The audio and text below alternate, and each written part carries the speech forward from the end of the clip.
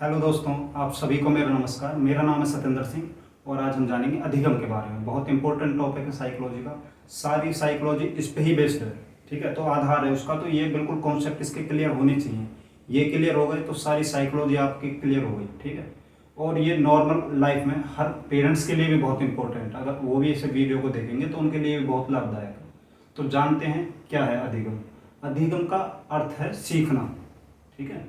सीखना क्या है? एक बच्चा पैदा होगा, पैदा होने से मरने तक आदमी सीखता रहता है। ये कोई कंप्लीट नहीं होता। मरने तक ये कोई कहे हाँ मैं संपूर्ण हो गया, ऐसा बंदा कोई धरती पे पैदा नहीं हुआ, ठीक है। आदमी मरने तक सीखता है, कुछ ना कुछ उसे रोज कुछ ना कुछ नया सीखने को मिलता है, ठीक है।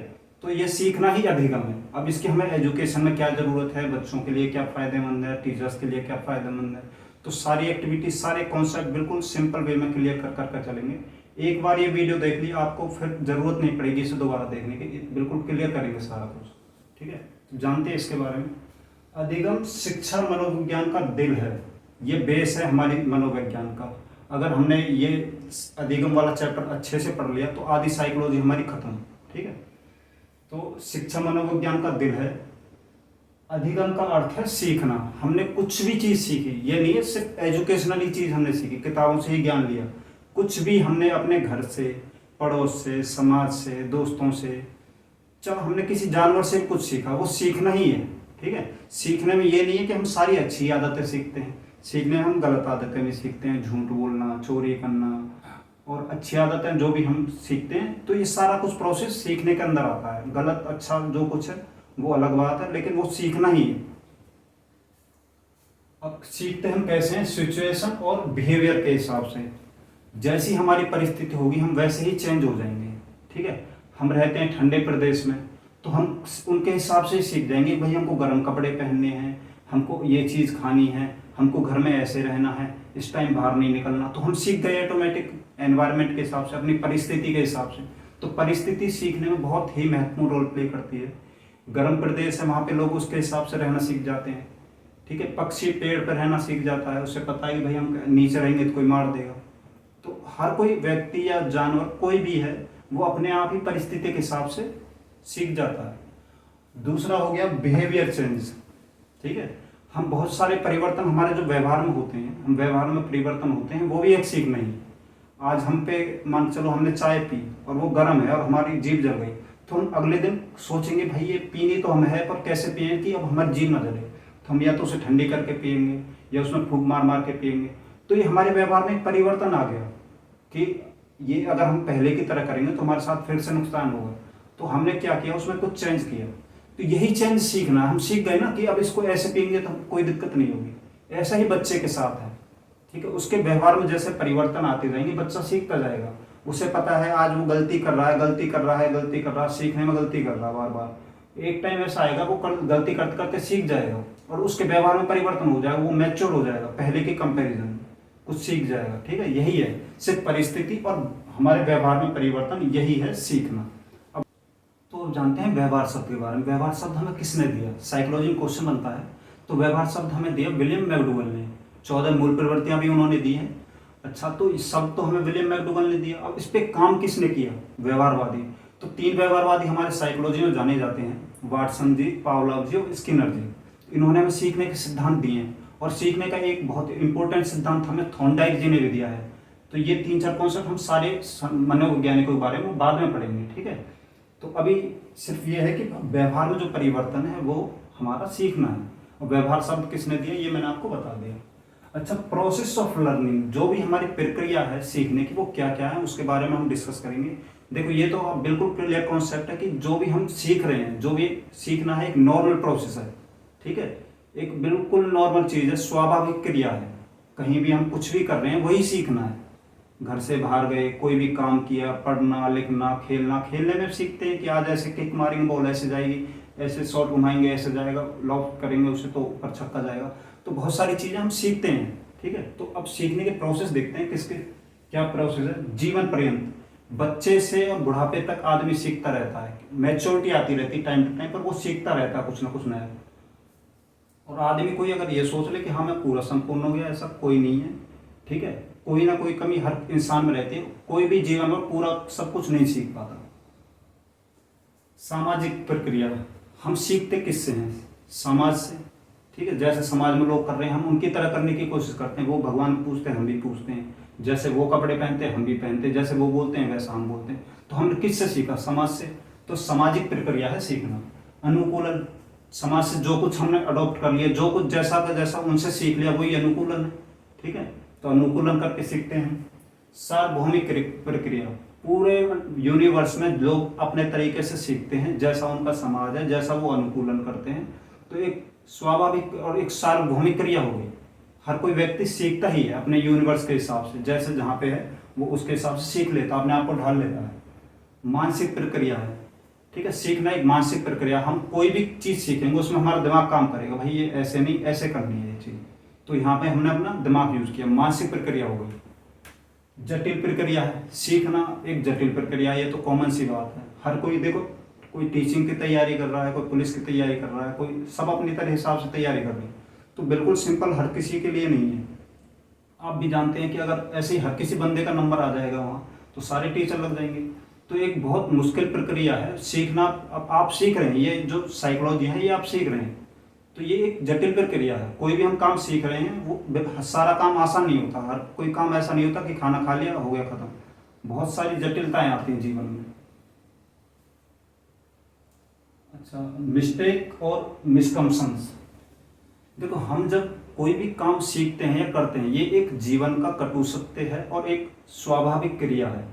बच्चा कोई भी काम करेगा उसमें गलतियां करेगा, उसमें उसको भ्रम भी रहेंगे कि मैं जो कर रहा हूँ गलत है सही है, ये भ्रम भी रहते हैं बच्चे को। मिस्टेक, ये तो कोई भी इंसान ऐसा नहीं है धरती पर जो नहीं करता हो। गलतियों से ही आदमी सीखता है। तो बच्चे भी गलती करेंगे, आप टीचर बनेंगे, बच्चे गलती करें तो आप उनकी गलतियों को सुधारेंगे, उसे डांटेंगे नहीं, उसे पीटेंगे नहीं। ये आपका एक नैतिक जिम्मेदारी है। तो बिल्कुल ये है कॉन्सेप्ट, ये है कहने का कि बच्चे गलतियां करेंगे, भ्रम में रहेंगे, आपको उनका भ्रम दूर करना है, उनकी गलतियां दूर करनी है एज ए टीचर और एज ए पेरेंट्स भी। सारा काम टीचर्स का ही नहीं होता। घर में देखो, पहला टीचर ये कहते हैं माँ बाप ही होता है। ठीक है, तो माँ बाप घर से जब तक बच्चा स्कूल जाएगा तब तक उनकी ही नैतिक जिम्मेदारी होती है बच्चों को सिखाने की। तो बच्चा गलती करता है, कोई नहीं, उसको सुधारने का काम आपका है। आप परिपक्व हो, मैच्योर हो। चिंतन, चिंतन से ही हम सीखते हैं। हमने कुछ काम किया, दिमाग यूज किया, फिर हम कहेंगे अरे नहीं ये ऐसे नहीं ऐसे करेंगे। तो हमने अपनी मानसिकता, अपने विवेक का यूज करिए। ठीक है, यहाँ पे हमने विवेक का यूज करा अपने, और हम चीज को सीख जाएंगे। चिंतन करके भी आदमी सीखता है। गुणात्मक भिन्नता। देखो, गुणात्मक भिन्नता एक बहुत ही कॉमन सी चीज है। एक छोटे बच्चे में जो गुण होंगे और एक बड़े बच्चे क्या बड़े आदमी में मान लो, दोनों के गुण में बहुत अंतर मिलेगा आपको। दोनों के गुण एक से नहीं मिलेगा। बच्चा तो अभी मैच्योर ही नहीं है, उसे क्या पता लाइफ कैसे है। और एक बड़ा आदमी मैच्योर हो गया, उसे बहुत कुछ समझ आ गई, दुनिया की बहुत सारी चीजें वो समझ गया। तो दोनों के गुणों में भिन्नता मिलेगी। और ये जनरली किसी भी आदमी के बीच हो सकती है। दोनों आदमियों के बीच भी भिन्नता मिलेगी। दोनों के गुण बराबर नहीं होंगे। कोई मान चलो कोई मैथ का टीचर है, कोई इंग्लिश का टीचर है, उसको इंग्लिश की पूरी नॉलेज है, उसको मैथ की नॉलेज है, तो दोनों भिन्न हो गए। उसको मैथ नहीं आता, उसको इंग्लिश नहीं आता, दोनों को ये है। तो व्यक्तिगत भिन्नता भी इसमें काम करती है। अधिगम को प्रभावित करने वाले कारक, स्टूडेंट रिलेटेड, ये जो कारक हैं जो हम जानेंगे इसके बारे में, इनसे स्टूडेंट जो भी हमारा विद्यार्थी है उस पर प्रभाव पड़ता है। कौन सा है? ये हो गया हमारा सबसे पहले फिजिकल डेवलपमेंट। अगर बच्चे का शारीरिक विकास अच्छा नहीं है तो पढ़ाई में भी ऑटोमेटिकली बेकार हो जाएगा। ठीक है, उसका शारीरिक विकास अच्छा है, बच्चा पढ़ने में, खेलने में, कूदने में, सारी एक्टिविटी में अच्छा होगा। तो ये एक बहुत महत्वपूर्ण रोल प्ले करता है स्टूडेंट के सीखने में। दूसरा होगा मेंटल डेवलपमेंट। मेंटल, मानसिक, अब हमारी अवस्था है, मानसिक विकास जितना हमारा अच्छा होगा हम पढ़ने में और सीखने में उतने अच्छे होंगे। एक बच्चा है बीमारी से ग्रस्त है, उसका ध्यान आज से ज़्यादा उसमें ही रहेगा कि यार मैं तो परेशान हूँ, उठ के क्या जाएगा, पढ़ेगा क्या, सीखेगा क्या, उसका दिमाग तो वहीं पर रह जाएगा अपनी परेशानी में। तो मानसिक स्तर भी हमारा अच्छा रहेगा तो हम सीधी बात है पढ़ाई और सीखने का काम अच्छी तरह से कर पाएंगे। तो मानसिक स्तर हमारा अच्छा होना चाहिए। इंटेलिजेंट लेवल, हर किसी बच्चे का इंटेलिजेंट लेवल एक नहीं होता। वही उसी क्लास में बच्चे फर्स्ट आते हैं, उसी क्लास में बच्चे लास्ट आते हैं, टीचर से हम वही पढ़ाते हैं। तो उनका अपना बौद्धिक स्तर अलग होता है। कोई तो ज़्यादा स्मार्ट है बच्चा, कोई थोड़ा सा बुद्धू टाइप का है। तो कहने का मतलब ये है इंटेलिजेंट लेवल भी प्रभावित करता है। इमोशंस, हमारे जो संवेग होते हैं ठीक है, हमारे इमोशंस होते हैं, ये भी सीखने में मदद करते हैं। पॉजिटिव ये हो गए दो तरह के, एक तो पॉजिटिव एक नेगेटिव। पॉजिटिव में हमें पूर्णबलन दे दिया एक तरह से, ठीक है, तो हम खुश होके कोई हमारे अंदर ही अंदर फीलिंग्स आएंगी, यार हम अब की बार अच्छा रिजल्ट देंगे। और वहीं नेगेटिव हो गए, हमको डांट दिया, फटकार दिया, मार लगा दी, तो हमारे सीखने में कोई ना कोई दिक्कत आ जाएगी। हम कहेंगे यार ये तो दिक्कत है, अब ये समझ ही नहीं आ रहा, टीचर मारेगा, तो बच्चा रटेगा, उसको सीखेगा नहीं। और यहाँ आपको एज ए टीचर यही चीज़, देखो मैं ये कहता हूँ बच्चे के नंबर कमाए कोई दिक्कत नहीं है, पर बच्चे को सीखना इंपॉर्टेंट है। आपको बच्चों को सिखाना है, ये नहीं थोपना नहीं है कि हाँ रटो, मुझे सिलेबस पूरा कंप्लीट चाहिए, वो होना ही नहीं चाहिए। हमारे सिस्टम का ये एजुकेशन में सबसे गंदा पार्ट लगता है मुझे। बच्चों को आजकल एक होड़ मची हुई है, सब सारे स्कूल देख लो, प्राइवेट हो गवर्नमेंट हो कोई भी हो, कॉलेज हो, सबको नंबर चाहिए ज़्यादा, सीखने से किसी को मतलब नहीं। तो हमारा पर्पस होना चाहिए बच्चे को नॉलेज देनी, सिखाना है, उसे लाइफ में आगे के लिए तैयार करना। सिर्फ ये नहीं है कि आज हम यहाँ से टेम्परेरी अगली क्लास के लिए रेफर कर दें, अगले में अगला टीचर देखेगा, ऐसा नहीं होना चाहिए। कल्चरल एक्टिविटीज़, कल्चरल एक्टिविटीज़ भी सीखने में एक महत्वपूर्ण भूमिका निभाते हैं। अब जैसा हमारा कल्चर होगा हम वैसे ही सीखेंगे, जैसे समाज में हम रहेंगे, जैसे हमारी संस्कृति होगी हम उस तरीके से ही सीखते हैं। अच्छी संस्कृति होगी अच्छा सीखेंगे, गलत संस्कृति होगी गलत सीखेंगे। तो सीखने में ये भी इंपॉर्टेंट रोल प्ले करती है। इंटरेस्ट, स्टूडेंट का इंटरेस्ट है, हाँ मुझे मैथ अच्छा लगता है, भाई साहब मैथ में बहुत अच्छा जाएगा, उसे किसी को ईवीएस अच्छी लगती है, ईवीएस में अच्छा जाएगा।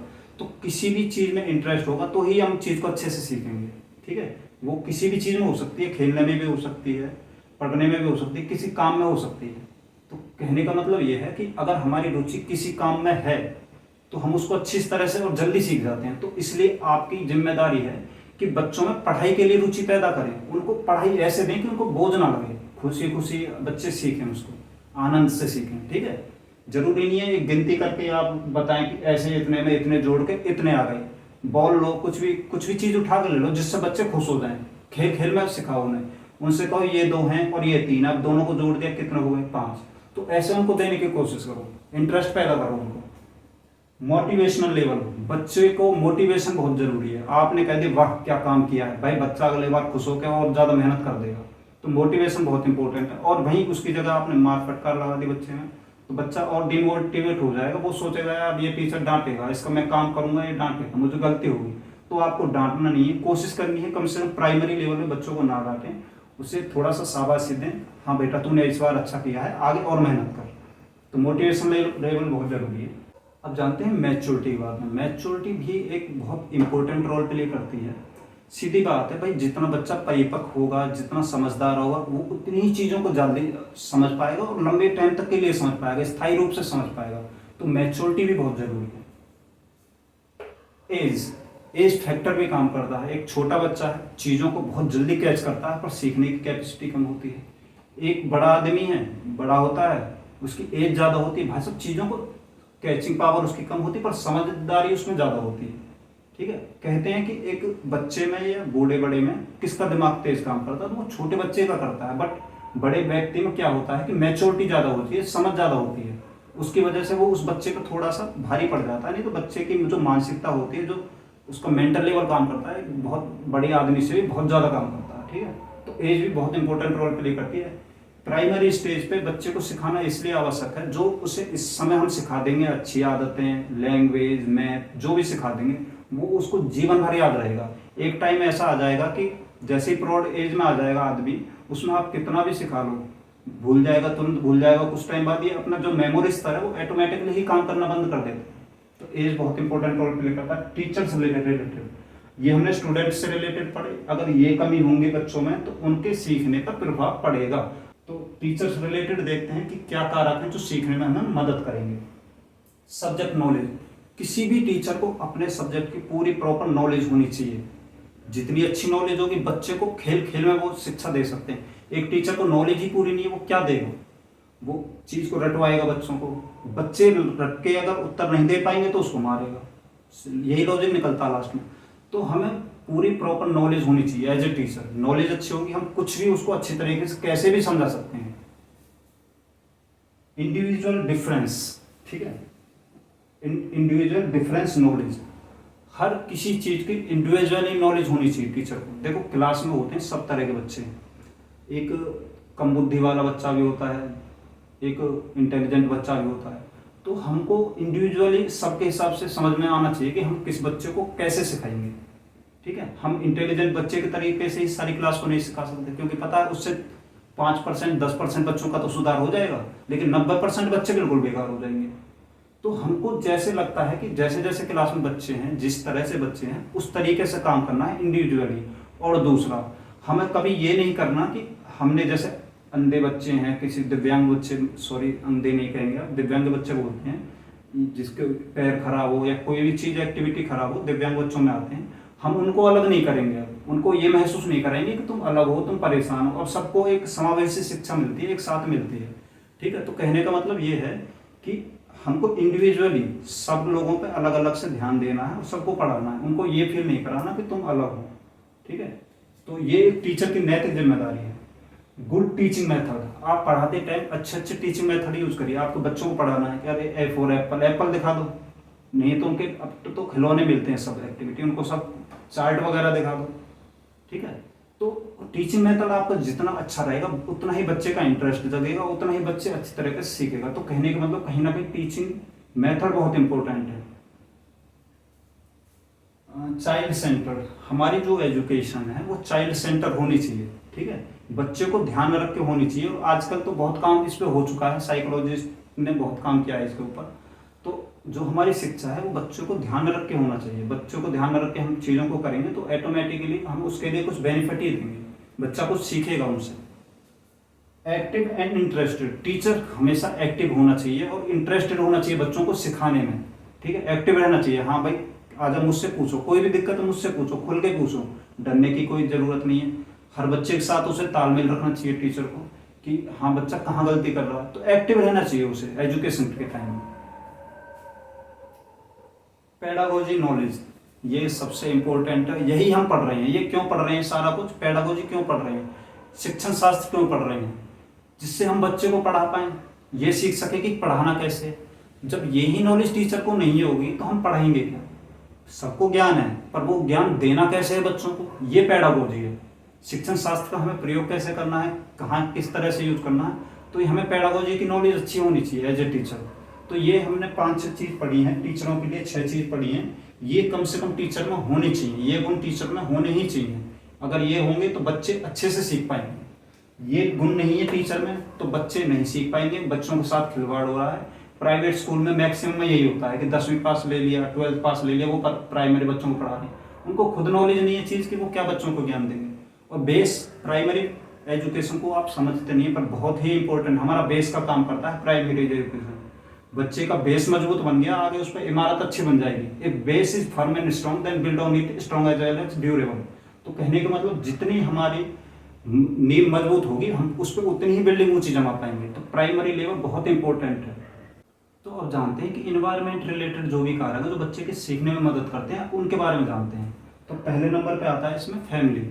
जैसा फैमिली का माहौल होगा बच्चा वैसे सीखेगा। एक अच्छी फैमिली है, एजुकेटिव फैमिली है, समझदार लोग हैं, बच्चा समझदार बनेगा, ऑटोमेटिकली उसमें अच्छी आदत आएंगी। एक ऐसी फैमिली है वहाँ पे हमेशा तनाव का माहौल रहता है, घर में टेंशन्स रहती हैं, लड़ाई झगड़े रहते हैं, तो बच्चे को सीखने की गति भी धीमी पड़ जाएगी, वो उस टेंशन में ही रह जाएगा, बच्चा नहीं सीख पाएगा अच्छे से।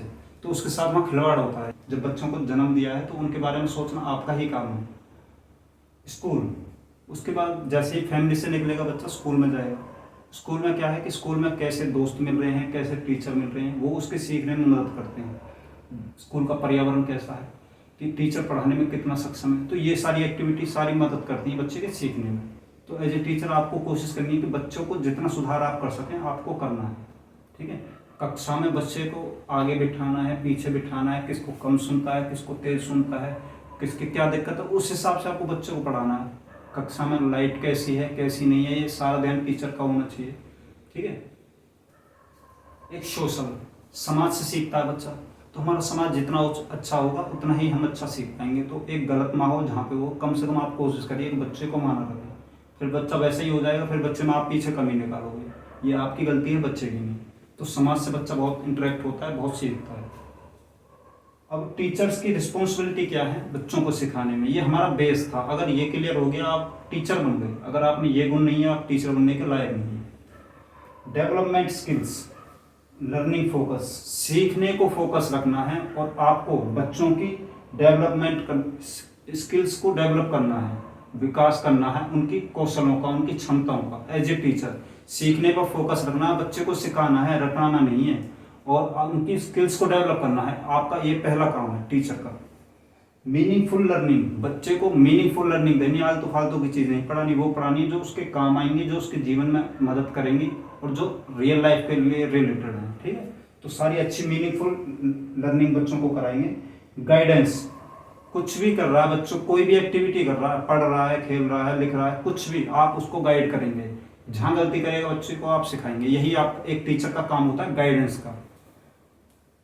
ऑलवेज एक्टिव, टीचर को हमेशा एक्टिव रहना चाहिए कि बच्चा क्या कर रहा है, सब पे नज़र होनी चाहिए कौन क्या कर रहा है। ठीक है, कहीं गलती कर रहा है उसको तुरंत समझाओ, ये आपका फर्ज है। Analysis, critical thinking, problem solving. Analysis, विश्लेषण करना है कि बच्चे क्या कर रहे हैं, कैसे कर रहे हैं, हर चीज़ पे एनालिसिस करना है टीचर को। क्योंकि जब तक हम यही नहीं बीमारी का पता नहीं लगाएंगे तो बीमारी को क्या सुलझाएंगे। तो हमें एनालिसिस, विश्लेषण करता रहना है बच्चे का कि भाई कैसे काम कर रहा है बच्चा, सीखने में किस तरह से गलती कर रहा है। दूसरा हो गया क्रिटिकल थिंकिंग, एक बहुत ही टिपिकल टाइप की सोच में रखनी पड़ेगी कि बच्चे कहाँ कमी कर रहे हैं, जटिलता वाली थिंकिंग रखनी कि बच्चे को कैसे सिखाया जाए कि हम इतना काम कर लें अपने काम पे कि बच्चों को प्यार से समझा पाएँ। तो क्रिटिकल एक बहुत महत्वपूर्ण अपनी थिंकिंग, एक अच्छी थिंकिंग टीचर को रखनी है। और हो गया प्रॉब्लम सॉल्विंग, एक समस्या समाधान कराने का काम भी टीचर का होता है कि बच्चा कैसे सीख रहा है, उसकी समस्या का हम समाधान कैसे करा रहे हैं। तो ये एक बहुत महत्वपूर्ण काम है, टीचर को ये काम अच्छे से आना चाहिए, टीचिंग में यही काम आता है। लर्निंग बाय डूइंग, ये एक बहुत अच्छा कॉन्सेप्ट है, बहुत सारे साइकोलॉजिस्ट ने इस पे काम किया है। लर्निंग बाय डूइंग मतलब काम करके सीखना, उसका प्रभाव लंबे टाइम तक रहता है, इसलिए इस पे ज़्यादा जोर डाला गया है कि कोई भी काम अगर हम करके सीखेंगे तो वो बहुत लंबे समय तक हमारे दिमाग में रहेगा।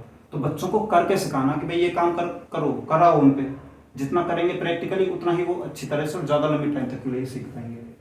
नॉट गिविंग रॉन्ग नॉलेज, किसी भी बच्चे को गलत नॉलेज आपको नहीं देनी है, आपको अपनी श्रेष्ठता नहीं दिखानी बच्चों को कि हम कोई चीज़ भूल गए। मानो भाई इंसान है, ये एक फैक्ट है, आदमी चीज़ों को भूलता है। ठीक है, तो आप ये मत सोचिए कि मेरी शर्मिंदगी महसूस हो जाएगी बच्चों के सामने अगर मैं चीज़ को नहीं बता पाया। ये कोई बड़ी बात नहीं है, आप कंप्यूटर नहीं हो, इंसान ही हो। अगर आप पे कोई चीज़ नहीं आती है तो आप कहना बच्चों मैं इसके बारे में कल आपको डिटेल से सारी चीज़ें बताऊंगा। ठीक है, तो आपका ये फर्ज बनता है, पर गलत नॉलेज नहीं देना चाहिए, किसी को भी गलत नॉलेज नहीं देनी चाहिए, अपनी श्रेष्ठता जाहिर नहीं करनी चाहिए टीचर के यहाँ पे। उसको बस उसका फर्ज ये है कि बच्चों को जितना हो अच्छा दें, ये फर्ज है हमारा। सोशल एक्टिविटीज़, बच्चों को सोशल एक्टिविटीज़ में भागीदार रखना चाहिए कि जितना भी हमारे जो भी प्रोग्राम होते हैं, सांस्कृतिक कार्यक्रम होते हैं, समाज में जितने भी हमारे मुद्दे होते हैं, इनसे कहीं ना कहीं बच्चों को जोड़ कर रखना चाहिए टीचर, क्योंकि काम लास्ट में वही आते हैं। पढ़ने के बाद बच्चा वहीं पे जाकर रहेगा, उनसे ही अंत्यक्रिया करेगा। ठीक है, समाज में ही रहेगा, उनसे ही कार्य करेगा, तो हमें उससे जोड़ कर पढ़ाना बच्चों को। Friendly behaviour, as a teacher आपकी नैतिक जिम्मेदारी को उनके साथ एक फ्रेंडली बिहेवियर रखें कि बच्चे आपसे शर्माए ना, डरे नहीं कोई भी चीज़ पूछने में, कुछ भी चीज़ सीखने में। तो यहाँ आप जैसा माहौल बच्चे को दोगे, अगर आप एक सख्त टीचर बनकर रहोगे, कोई बच्चा आपसे डर की वजह से पूछेगा ही नहीं। तो सीधी बात यह है कि एज ए टीचर इतना फ्रेंडली बिहेवियर रखना कि बच्चे आपसे पूछने में डरे नहीं। ठीक है, और एक हो गया रेनफोर्समेंट, आपको बच्चों के काम के हिसाब से उनको रेनफोर्समेंट देखना। हाँ शाबाश तुमने अच्छा काम किया, अगर ये आप में ये गुण नहीं है तो आप भी टीचर अच्छे नहीं हो। ठीक है, बच्चे के अच्छे काम पे उसको शाबाशी देना, गलत काम पे उसको थोड़ा सा ये कहना भी तूने ये गलत किया है, या कुछ भी हल्का फुल्का डांटना। तो ये आपका रेनफोर्समेंट का ये तरीका भी टीचर को आना चाहिए। तो ये हमने अभी तक पढ़ा कि अधिगम क्या है, उसके प्रोसेस क्या है, बच्चे के सीखने में कौन से कारक महत्वपूर्ण रोल प्ले करते हैं, टीचर के सिखाने में कौन से रोल प्ले करते हैं, एनवायरनमेंट से सीखने में कैसे मदद मिलती है नहीं मिलती, और टीचर की जो रिस्पॉन्सिबिलिटी है वो सारी हमने पढ़ी है। यही अधिगम है, ये सीख लिया तुम्हारी आधी साइकोलॉजी खत्म है, और आपको बस थोड़ी बहुत चीज़ें याद करनी पड़ेंगी। अब जानते हैं अधिगम का वक्र, ये भी एक बहुत महत्वपूर्ण रोल प्ले करता है। इसमें से क्वेश्चन बनते हैं, ये बेस क्लियर हो गया। अब ये क्वेश्चन आते हैं इसमें से, इसके बारे में जानते हैं। जो अधिगम का वक्र है, लर्निंग कर्व बोलते हैं इसे, इसमें से क्वेश्चन आते हैं, सीटेट में भी आते हैं, डीएसएसबी में भी आते हैं, केबीएस में भी आते हैं, और टीचिंग का शायद ही कोई एग्जाम हो जिसमें नहीं आता। तो इसके बारे में जान लेते हैं। तो जो टीचिंग का वक्र है, अधिगम वक्र है, वो दिया किसने? हरमन एबिंगाज ने। हरमन एबिंगाज कब दिया? 1885 में। ये कॉन्सेप्ट याद रखना पड़ेगा आपको पहले तो। अब ये 4 कॉन्सेप्ट हैं, 1 2 3 4 कॉन्सेप्ट हो गए लर्निंग के। एक बार समझेंगे होता क्या है, अधिगम का वक्र क्या होता है, बच्चा किस तरह से सीख रहा है, उसका एक ग्राफ पे प्रदर्शन है, एक ग्राफ पे उसके सीखने की गति को हम दर्शा रहे हैं, यही अधिगम का वक्र है। अब उसको देखते हैं कि 4 तरह के कौन कौन से वक्र हैं। पहला हो गया सरल रेखीय वक्र, स्ट्रेट लाइन कर्व। यहाँ आप देख रहे हो ये सीखने की क्षमता है, स्पीड है बच्चे की, और ये उसका टाइम है, कितने टाइम में कितना सीख रहा है, ये जो ग्राफ है ये प्रदर्शित कर रहा है। ठीक है, कितनी प्रैक्टिस उसने कितने टाइम में की, तो ये सीधा जा रहा है। इसमें सीखने की गति एक समान होती है, जो सरल वाला होता है सरल रेखीय वक्र, इसमें सीखने की गति एक समान होती है। ठीक है, आदर्श स्थिति जो नॉर्मल स्टेज होती है बच्चे की, उसमें क्या होता है कि वो एक स्पीड से सीख रहा होता है, तो इसे सरल रेखीय वक्र बोलेंगे। तो ये पहला हो गया। दूसरा उन्नतोत्तर एलिवेशन कर्व। इसमें क्या होता है कि शुरू में सीखने की गति तीव्र और उच्चतम बिंदु पर पहुंचने के बाद वो नीचे हो जाती है। देखो यहाँ से अब क्या हुआ, यहाँ से ऊपर जा रही है, शुरू से ही ऊपर जा रही है, फिर नीचे आनी शुरू हो जाएगी। तो ये जो इसे एलिवेशन कर्व भी बोलते हैं, कॉन्वेक्स कर्व भी बोलते हैं, नेगेटिव कर्व भी बोलते हैं, बाद में भी नेगेटिव की ओर जा रहा आदमी। तो ये हो गया हमारा एलिवेशन कर्व। उनमें 2 वक्र है, जो शुरू में सीखने की गति तीव्र और बाद में वो धीमी हो जाती है। कॉन्वेक्स कर्व भी इसे बोलते हैं, नेगेटिव कर्व भी इसे बोलते हैं, एलिवेशन कर्व भी बोलते हैं। कोई किसी भी नाम से पूछा जा सकता है, आपको याद रखना है। नतोत्तर अधिगम वक्र, इसे कॉनकेव बोलते हैं, पॉजिटिव कर्व बोलते हैं। ये नेगेटिव वाला था, ये पॉजिटिव हो गया, ये कॉन्वेक्स था, ये कॉनकेव हो गया। इसमें क्या है कि शुरू में सीखने की गति जो बच्चे की मंद होती है, शुरू में बच्चे की जो सीखने की गति मंद होती है, बाद में वो ऊपर ग्राफ जाता है और तेज गति से सीखता है बाद में बच्चा। तो ये पॉजिटिव कर्व हो गया, कॉनकेव कर्व हो गया। ठीक है, अब चौथा हो गया मिश्रित अधिगम वक्र, इसे बोलते हैं मिक्स्ड कर्व। मिक्स्ड कर्व मिला हुआ, इसे एस शेप्ड कर्व भी बोलता है। एस शेप्ड कैसे बोलते हैं, देखो इसमें कभी तो जो सीखने की गति तीव्र हो जाती है, कभी भी मंद हो जाती है अपने हिसाब से। अभी इसमें देखो, आप देख रहे हो तो एस की आकृति बन रही है, कुछ ना कुछ आपको एस सी आकृति लग रही होगी, तो इसलिए इसे एस कर्व बोलते हैं। कभी तो इसमें नीचे थी, कभी ऊपर हो गई, फिर इक्वल हो गई, नीचे हो गई, तो ये एस की आकृति बनाती है। कभी तो तेज होता आती है, कभी स्लो हो जाती है, फिर तेज हो जाती है, तो इसमें एस बना दिया। ये सीखने की स्पीड है, ये इतने टाइम में सीखा है, ये आप कॉन्सेप्ट याद रखेंगे। छोटी मोटी चीजें पूछ सकते हैं एग्जामिनर। तो मिश्रित में क्या हुआ, शुरू में अधिगम की गति तीव्र या मंद हो सकती है, या अंत में भी तीव्र या मंद हो सकती है। शुरू में भी तीव्र या मंद हो सकती है और आखिर में भी तीव्र मंद हो सकती है, तो मिक्स्ड है। इसे एस्ड शेप्ड कर्व से भी क्वेश्चन पूछ सकते हैं कि एस्ड शेप्ड कर्व कौन सा होता है। ठीक है, एस आकार वक्र कौन सा होता है। तो ये चारों आपको याद रखने पड़ेंगे। ये चारों कर्व हैं, एग्जाम में आते हैं, बिल्कुल सिंपल कॉन्सेप्ट है, आराम से इसको एक बार देख लेना, याद हो जाएंगे। अब लर्निंग प्लेटू अधिगम पठारिये भी पूछ लेते हैं, ये क्या होता है, 1 नंबर में क्वेश्चन आ जाता है। इसमें सीखने की गति स्थिर रहती है, ना बढ़ती है ना घटती है। अधिगम पठार में क्या होता है, ना तो बच्चा ज्यादा सीखता है और ना उसका मतलब घटता भी कुछ नहीं है, नॉलेज वहीं पे रहती है, स्थिर रहती है, तो इसलिए इसे पठार कहते हैं। पठार देखा होगा आपने, एक ऐसा मतलब ये तो पहाड़ तो ऐसा हो गया, पठार में बिल्कुल एक सीधी आकृति सी रहती है, लगभग समतल से थोड़ा सा उठा होता है, बट बिल्कुल स्थिर सा ही रहता है वो। तो ये इसलिए इसका नाम दिया है हमें अधिगम पठार। इसमें ना तो बच्चा को जो सीखने की गति है वो बराबर रहती है, ना तो ज्यादा सीखता है ना उसका कुछ घटता है, तो नॉलेज वहीं पे रहती है उसकी। अधिगम स्थानांतरण, ट्रांसफर ऑफ लर्निंग। ठीक है, अब ये जो है ये बहुत इंपॉर्टेंट है, ये पूछा ही जाता है। इसमें क्या होता है, जब सीखा हुआ कौशल काम दूसरे सीखने के कौशल को प्रभावित करे। हमने कोई काम सीख रखा है, कोई भी काम हमने सीख रखा है और उसका हम प्रयोग आने वाले किसी नए काम में अगर हम कर रहे हैं, ठीक है, और उस काम को वो प्रभावित कर रहा है, जो हमारा पुराना अनुभव है वो नए अनुभव को कहीं ना कहीं प्रभावित कर रहा है, तो यही होता है अधिगम स्थानांतरण। सीखा हुआ हमारा स्थानांतरण जो भी है अधिगम स्थानांतरण कहलाता है, ट्रांसफर ऑफ लर्निंग कहलाता है, कि जो हमारा पुराना अनुभव था उससे हमने कोई नया काम करा और नए काम में कोई भी उससे प्रभावित हुआ।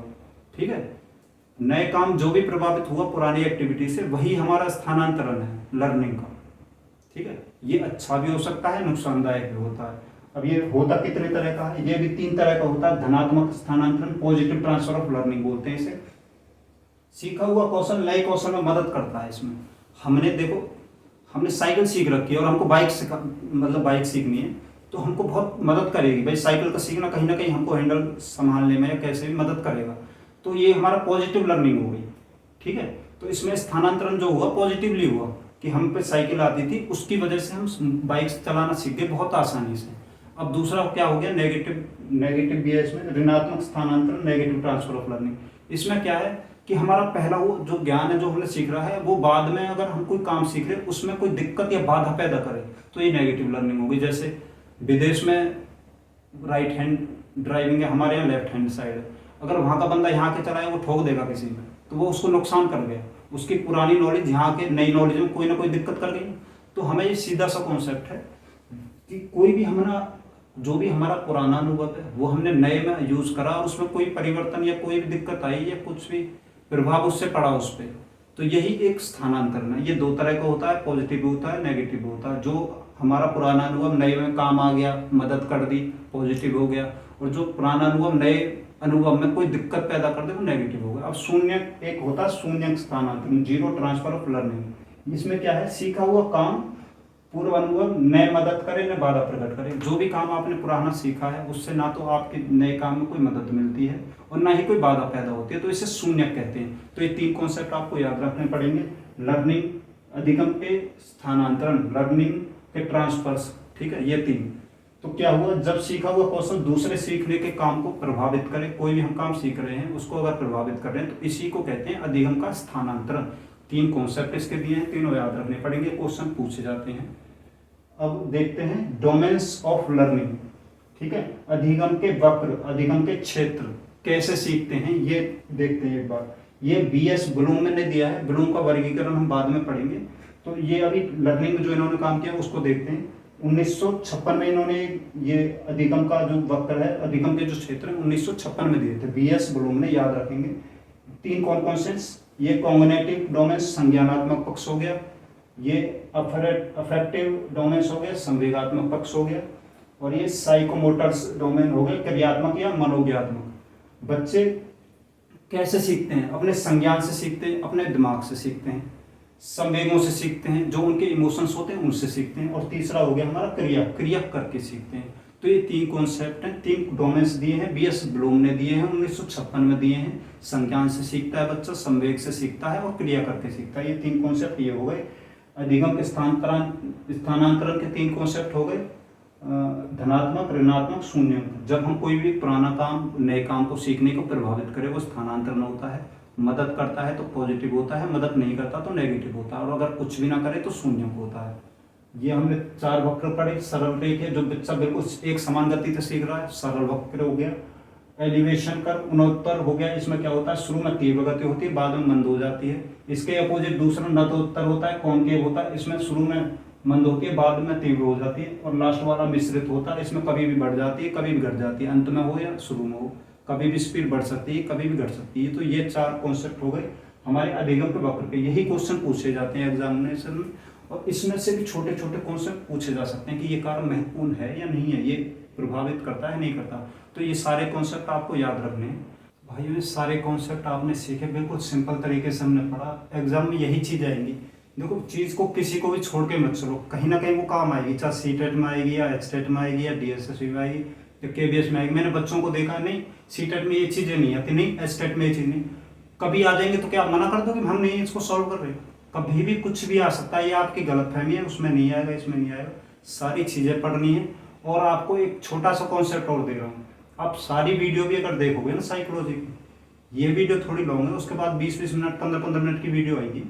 अगर आपने सारी ये वीडियो देख ली तो मैक्सिमम आपको एक सप्ताह नहीं लगेगा। अगर दिन में आप दो तीन वीडियो अगर देखोगे तो सारी तब कंप्लीट हो जाएगी। तो एक सप्ताह तक पढ़ना आपके लिए घनी बड़ी बात नहीं है, और टीचर आप बनने जा रहे हैं तो आपको सारे कॉन्सेप्ट पढ़ना है। एक बार पढ़ो, आराम से बैठ के पूरी वीडियो देखो, आपका कोई भी कॉन्सेप्ट नहीं छूटेगा। बहुत मेहनत से कंटेंट ढूंढ ढूंढ के निकालिए, आपका कुछ नहीं छूटेगा। इतना सिलेबस पूरी पेड क्लास में नहीं मिलता। आप यूट्यूब पे कोई भी चैनल देख लेना, इतना सारा सिलेबस अगर किसी ने एक वीडियो में इतना दे रखा हो, सारी चीज़ें समझा रखी हो, पेड में दे रखी है, उसमें भी समझा कैसे रखा हुआ वो जानते हैं। बिल्कुल सिंपल तरीके से हमने जाना है। तो कम से कम इतनी मेहनत के लिए एक लाइक शेयर तो बनता है, और चीज़ों को पढ़ना है अच्छे तरीके से। एक बार इसको पूरी वीडियो देखनी है, आपको सारी वीडियो पूरी देखनी है, उसके बाद आप डिसाइड करोगे कि हाँ समझ में कितना आया नहीं आया, आपका रिजल्ट बता देगा आपको। तो वीडियो कम से कम पूरी देखनी है, एक बार देखनी है, उसमें ही काम आपका हो जाएगा, ठीक है। तो ये परिभाषाएं आप देख लेना, स्क्रीनशॉट ले लेना इनका, ये भी पूछी जाती है एग्जाम में। मैंने आपके यहाँ पे इसमें कुछ भी नहीं छूटा है, अधिगम का सारा टॉपिक क्लियर हो गया है, सारी चीज़ें सारे कंटेंट प्रोवाइड करा दी गए बिल्कुल सिंपल तरीके से। इनको देखना जरूर है आपको, वीडियो पूरी देखनी है, ये मत सोचना कि इसको छोड़ दूँ उसको छोड़ दूँ, कुछ नहीं छोड़ना है, कुछ भी आ सकता है और इनमें से ही आएगा, ठीक है। तो वीडियो पूरी देखना, सारी वीडियो देखनी है आपको, उसमें आपका एक नंबर नहीं कटेगा फिर साइकोलॉजी में। Thank you.